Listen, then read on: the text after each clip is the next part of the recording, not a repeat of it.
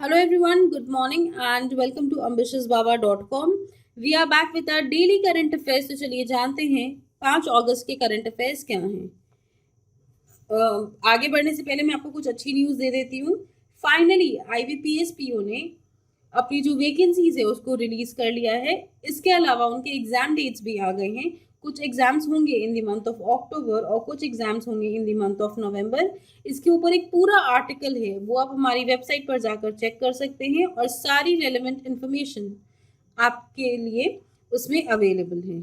इसके अलावा जो IBPS PO का मॉक है वो भी हमारी वेबसाइट पर अवेलेबल है। आप वहां से जाके उसे चेक कर सकते हैं और उसे परचेज भी कर सकते हैं।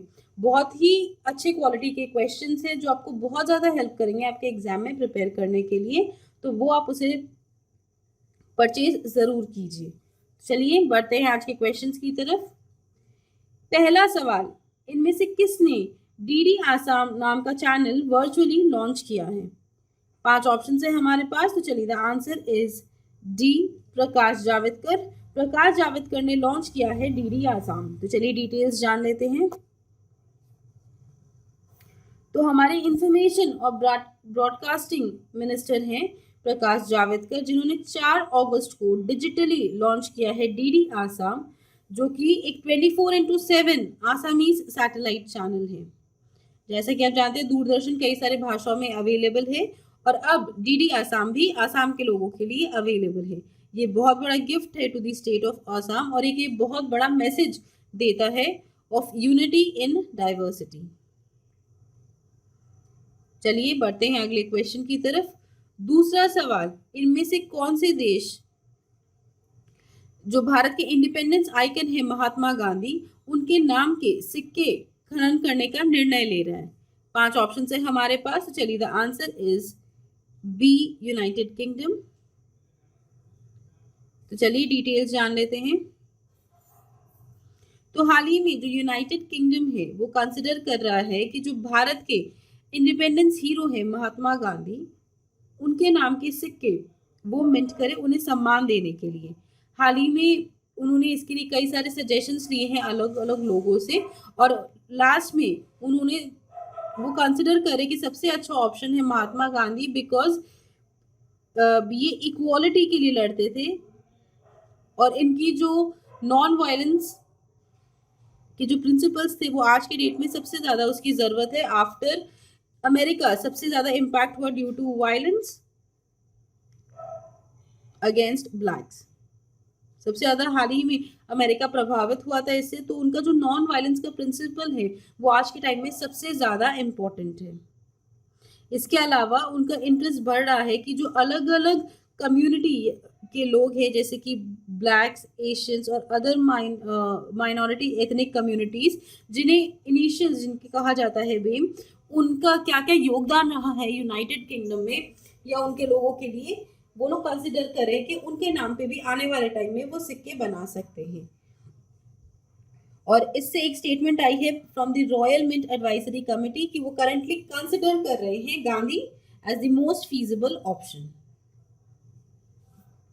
चलिए बढ़ते हैं तीसरे क्वेश्चन की तरफ। तीसरा सवाल, मोहम्मद इरफान अली को किस देश के नए राष्ट्रपति के रूप में चुना गया है? 5 ऑप्शन है हमारे पास। तो चलिए द आंसर इज ए, गायना। तो चलिए डिटेल्स जान लेते हैं। मोहम्मद इरफान अली जो कि एक प्रेसिडेंशियल कैंडिडेट थे from the progressive people's progressive party civic, 2020 में जो जनरल इलेक्शंस हुए थे गायना में, और उन्हें अब स्वर्न इन किया गया है एज द गायना's 10th प्रेसिडेंट। उन्होंने शपथ ली है 2 अगस्त 2020 को। काफी लंबे टाइम से बैटल चल रहा था गायना में, बिकॉज इनके जो ऑपोजिशन थे उन्होंने फ्रॉड के चार्जेस लगाए हैं कि जो वोट्स हैं उनकी मिसकाउंटिंग हुई है या फिर उनमें कुछ प्रॉब्लम्स है, और इसी के कारण ये मैटर कोर्ट में चल रहा था काफी टाइम से। पहले कुछ दिनों पहले इसमें पार्शियल काउंटिंग के आदेश दिए गए थे और उसके बाद फुल काउंटिंग हुई है इन वोट्स की, और उसके बाद फाइनली 2 अगस्त को इन्होंने शपथ ली है, यानी कि मोहम्मद इरफान अली ने शपथ ली है एज द गायना's 10th प्रेसिडेंट। चलिए बात कर लेते हैं गायना के कैपिटल के बारे में। गायना का कैपिटल है जॉर्ज टाउन और गायना की जो करेंसी है वो है गायनीज डॉलर। चलिए बढ़ते हैं चौथे क्वेश्चन की तरफ। चौथा सवाल, हाल ही में IFSCA ने एक पैनल का गठन किया है जिसके तहत वो प्लान्स बनाएंगे कि हमारे जो इंटरनेशनल रिटेल बिजनेस है उसे कैसे डेवलप किया जाए। उस पैनल के अध्यक्ष कौन है? 5 ऑप्शन है हमारे पास, तो चलिए answer is C, Pradeep Shah. Pradeep Shah अध्यक्ष है उस पैनल के जो IFSCA ने गठन किया है। तो चलिए डिटेल्स जान लेते हैं। तो जैसा कि हमने क्वेश्चन में ही पढ़ा है कि जो सेंट्रल अथॉरिटी है IFSCA ने, उन्होंने एक पैनल का गठन किया है जिसमें इंडस्ट्रीज के अलग अलग एक्सपर्ट होंगे और ये मिलकर जो हमारा अंतरराष्ट्रीय खुदरा बाजार है उसे कैसे डेवलप किया जाए उसके ऊपर चर्चा की जाएगी। और इस कमेटी के जो अध्यक्ष होंगे वो होंगे प्रदीप शाह, जो कि ऑलरेडी चेयरमैन है at the Indonesia fund advisers.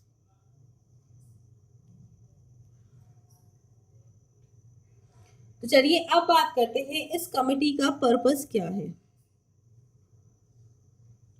इस कमेटी, ये जो एक्सपर्ट कमेटी है जिसमें अलग अलग इंडस्ट्रीज के एक्सपर्ट रहेंगे, इनका मकसद यही है कि जो हमारा अंतरराष्ट्रीय खुदरा बाजार है यानी कि इंटरनेशनल रिटेल बिजनेस है उसे हम कैसे डेवलप करें, उसे कैसे हम इंटरनेशनल मार्केट में और ग्रो करें, इसके लिए वो लोग स्ट्रैटेजीज बनाएंगे, अलग अलग अट्रैक्टिव स्कीम्स वगैरह लाएंगे ताकि इस इकोनॉमी को बूस्ट किया जा सके एट द इंटरनेशनल लेवल।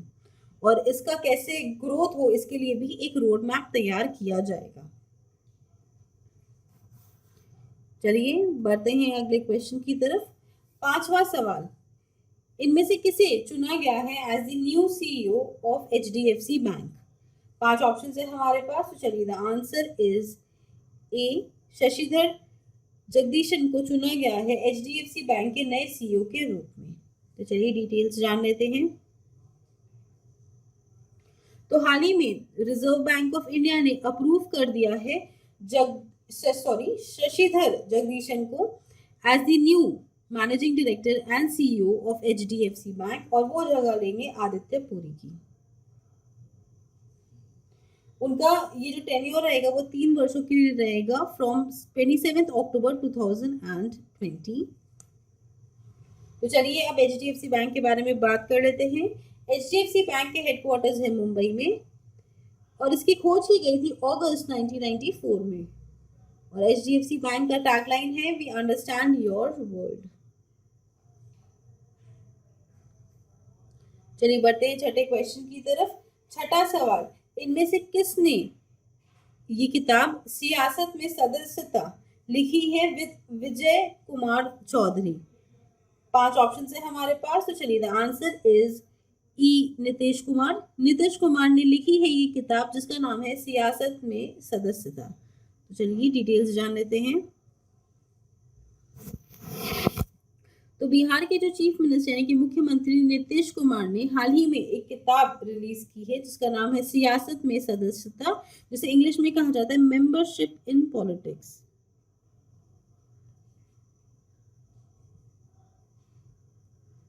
और ये किताब लिखी गई है बिहार के असेंबली स्पीकर विजय कुमार चौधरी ने। ये जो किताब है इसमें कई सारे यानी कि जो विजय कुमार चौधरी जी हैं उनके कई सारे व्यूज हैं और इसके अलावा 3 डजन अलग अलग आर्टिकल्स है जो अलग अलग इंपॉर्टेंट मुद्दे हैं उनके ऊपर भी उन्होंने चर्चा की है। और इसमें बिहार में जितनी भी सरकार ने हाल ही में वेलफेयर स्कीम्स वगैरह लोगों के लिए लेके आए हैं या फिर क्या डेवलपमेंट हुए हैं उसके ऊपर भी उन्होंने लिखा है। और ये बुक पब्लिश की जा रही है बिहार के असेंबली सेक्रेटेरिएट से।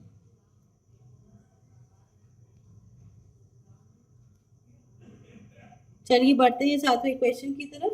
7वां सवाल, कोस्ट गार्ड डे हर साल किस दिन मनाया जाता है? 5 ऑप्शन है हमारे पास, तो चलिए द आंसर इज 4 अगस्त। 4 अगस्त को तट रक्षा दिवस प्रतिवर्ष मनाया जाता है।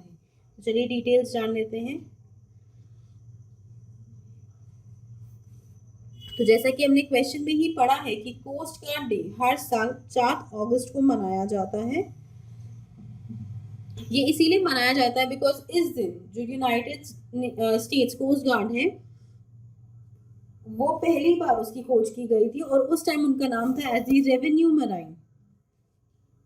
1719 में पहली बार एज रेवेन्यू मराइन उनकी खोज की गई थी और तब वहां पे जो खजांची थे वो थे अलेक्जेंडर हैमिल्टन। फिर 1900s में यानी कि लगभग 1915 में इसका नाम चेंज करके रख दिया गया था यूनाइटेड स्टेट्स कोस्ट गार्ड यानी कि तटरक्षक।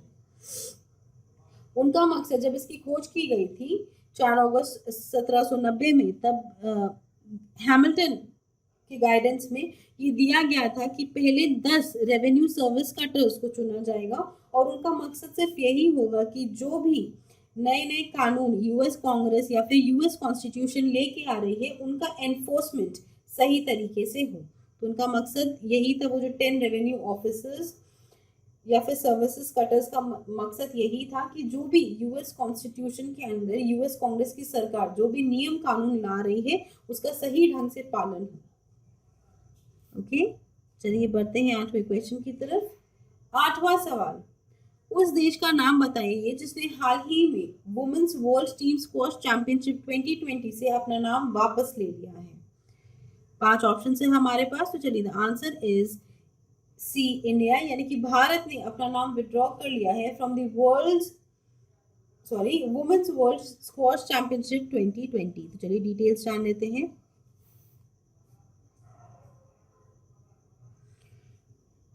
तो हमारा जो एसोसिएशन है यानी कि squash rackets federation of India यानी कि एसआरएफआई ने हाल ही में अपना नाम वापस ले लिया है from the women's world team squash championship 2020, जो कि हो रहा था 15 दिसंबर से 20 दिसंबर के बीच वर्ष 2020 में और ये खेला जा रहा था इन कुआलालंपुर मलेशिया।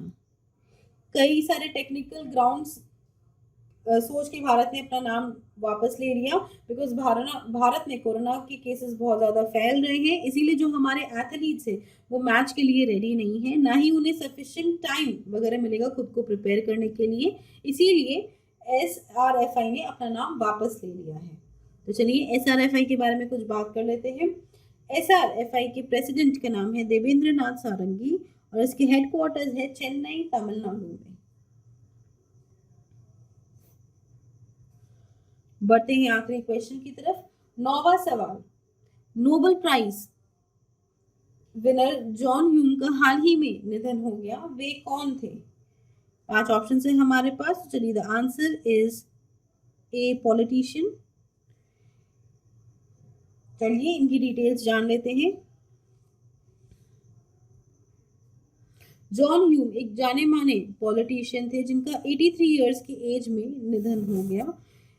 काफ़ी टाइम से वो बीमार थे, इल थे फॉर प्रोलॉन्ग्ड टाइम और अब उनका निधन हो गया। 1 मिनट लिख देती हूँ। उन्हें नोबेल पीस पुरस्कार भी दिया गया बिकॉज उनकी बहुत बड़ी योगदान रही है उनके जो नेटिव गांव है नॉर्दर्न आयरलैंड में उसमें वायलेंस खत्म करने में, और उन्हीं के नेतृत्व में या उनका बहुत बड़ा इसमें योगदान रहा है कि जब नॉर्दर्न आयरलैंड की 1998 में पीस अग्रीमेंट साइन हुआ था।